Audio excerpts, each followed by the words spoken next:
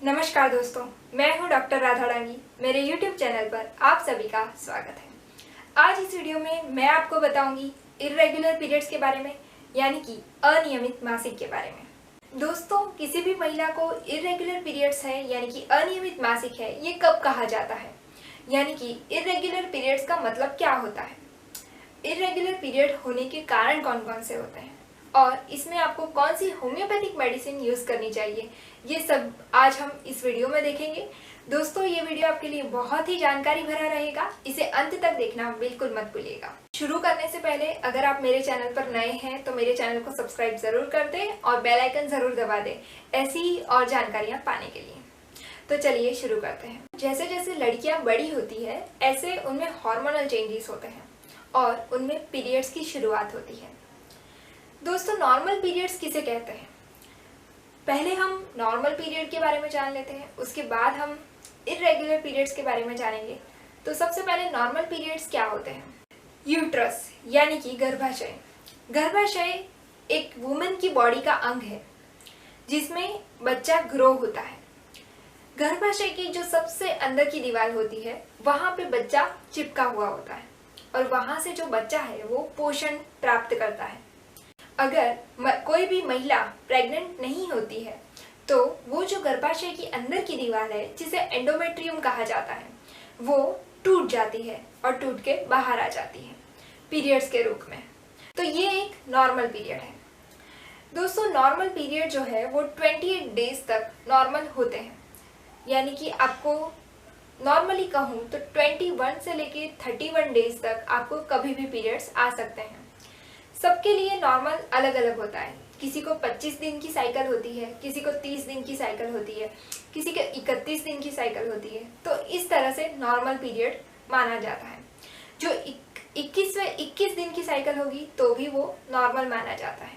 Bleeding जो है आपको डे 1 से लेकर डे 7 तक, यानी कि 1 से लेकर 7 दिन तक जो ब्लीडिंग होता है वो नॉर्मल माना जाता है। तो दोस्तों, इर्रेगुलर पीरियड्स किसे कहते हैं? इर्रेगुलर पीरियड्स में क्या होगा, आपको जो आपकी साइकिल है वो शॉर्ट हो जाएगी या फिर लॉन्ग हो जाएगी, यानी कि आपको जो पीरियड्स है वो 1-2 महीने तक नहीं आ रहे हैं, या आपको आपके जो पीरियड्स है वो जल्दी जल्दी आ जा रहे हैं, यानी कि 15 दिन में आ जाएंगे, 10 दिन में आ जाएंगे। तो ये जो पीरियड्स है वो इर्रेगुलर माने जाते हैं। दूसरा इर्रेगुलर का पीरियड का जो क्राइटेरिया है वो है आपको जो ब्लीडिंग है वो बहुत ज़्यादा हो रही है, यानी कि 7 दिन तक नॉर्मली ब्लीडिंग होती है, आपको जो है ब्लीडिंग 10-15 इतने दिन तक हो रही है। तीसरा देखें तो आपको ब्लीडिंग बहुत ज़्यादा हो रही है, यानी कि पहले जो ब्लीडिंग की मात्रा थी वो बहुत कम रहती थी और अब एकदम से ब्लीडिंग ज़्यादा होने लग गई है, या फिर आपको ब्लीडिंग बहुत ज़्यादा कम हो रही है, यानी कि आपको स्पॉट दिखाई दे रहे हैं सिर्फ। तो ये भी इर्रेगुलर पीरियड्स में माना जाता है। दोस्तों, ये है एक इर्रेगुलर पीरियड की डेफिनेशन। अब मैं आपको बताऊंगी कि इर्रेगुलर पीरियड्स होने के कारण कौन कौन से हो सकते हैं। तो सबसे पहला कारण है स्ट्रेस, यानी कि चिंता, तनाव। घर में कोई ऐसी बात हो गई या फिर आपको किसी भी बात की कोई चिंता है तो उसमें भी आपको इर्रेगुलर पीरियड्स हो सकते हैं। दूसरा देखें तो हार्मोनल चेंजेस। हार्मोनल चेंजेस में क्या हो सकता है, तो आप हार्मोनल पिल्स ले रहे हैं, यानी कि गर्भ निरोधक गोलियां, या फिर आपको पीसीओडी है यानी कि पॉलीसिस्टिक ओवेरियन डिसीज। तीसरा देखें तो आपको थायराइड की बीमारी है। दोस्तों, थायराइड के लिए मैंने एक अलग से वीडियो बनाई है, उसका लिंक मैं डिस्क्रिप्शन में डाल दूंगी, वो ज़रूर देख लीजिएगा, उससे आपको बहुत ज़्यादा जानकारियाँ मिलेगी। तो दोस्तों, अगर आपको थायराइड है तो भी आपको इरेगुलर पीरियड्स हो सकते हैं।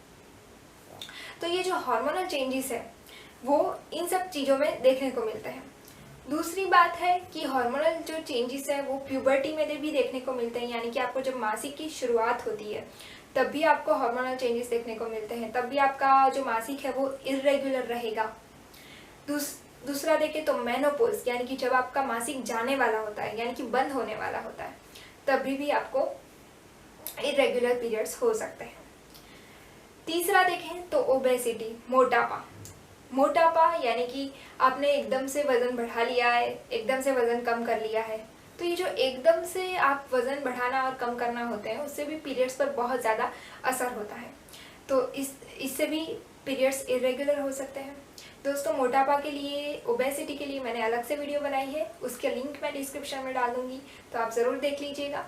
नेक्स्ट देखें तो जो लोग जंक फूड ज़्यादा लेते हैं, यानी कि बाहर का खाना ज़्यादा खाते हैं, पिज़्ज़ा, बर्गर, ये उनकी जो लेने की मात्रा है वो बहुत ज़्यादा है, तो उससे भी इरेगुलर पीरियड्स हो सकते हैं।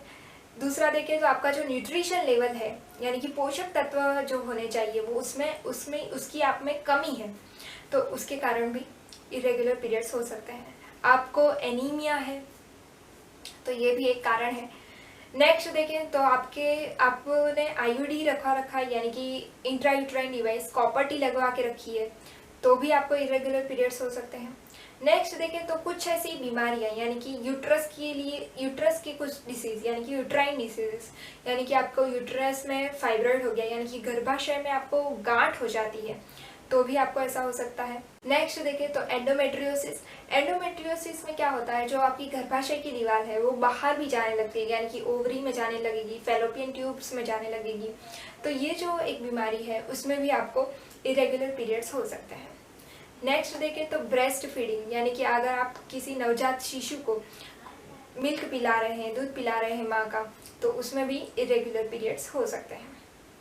दोस्तों इरेगुलर पीरियड्स में आपको पेट में दर्द होना, क्लॉट्स आना, ये सब चीज़ें देखने को मिलेगी। अब उसका डायग्नोसिस कैसे कर सकते हैं हम, तो उसको कैसे जानें कि अंदर कुछ बीमारी है या नहीं, तो इसमें आपको क्या करना पड़ता है, सोनोग्राफी करवानी पड़ती है।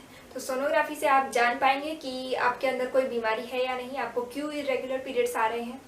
अगर आपको 2 से लेके 3 महीने तक लगातार ऐसे पीरियड्स आते हैं तो आपको डॉक्टर का संपर्क ज़रूर करना चाहिए और उसकी ट्रीटमेंट ज़रूर करवानी चाहिए। अब हम ये देख लेते हैं कि इसके लिए कौन कौन सी होम्योपैथिक मेडिसिन आती है जो आपके पीरियड्स को रेगुलर कर सकती है। तो सबसे पहली मेडिसिन है सेपिया 200। सेपिया 200 को आप दिन में 3 बार ले सकते हैं, 2-2 बूंद। दूसरी मेडिसिन है पल्सेटिला 30। पल्सेटिला 30 को आप दिन में 3 बार ले सकते हैं, सुबह, दोपहर, शाम। और तीसरी मेडिसिन है सिमिसिफुगा, जो इसको एक्टिया रेसेमोसा के नाम से भी जाना जाता है। इसको आप 30 पोटेंसी में दिन में 3 बार, सुबह, दोपहर, शाम ले सकते हैं, 2-2 बूंद। दोस्तों अगर आपको वीडियो अच्छा लगा हो तो लाइक कर दें, शेयर कर दें, मेरे चैनल को सब्सक्राइब जरूर कर दें और बेल आइकन जरूर दबा दें ऐसी ही और जानकारियाँ पाने के लिए। धन्यवाद।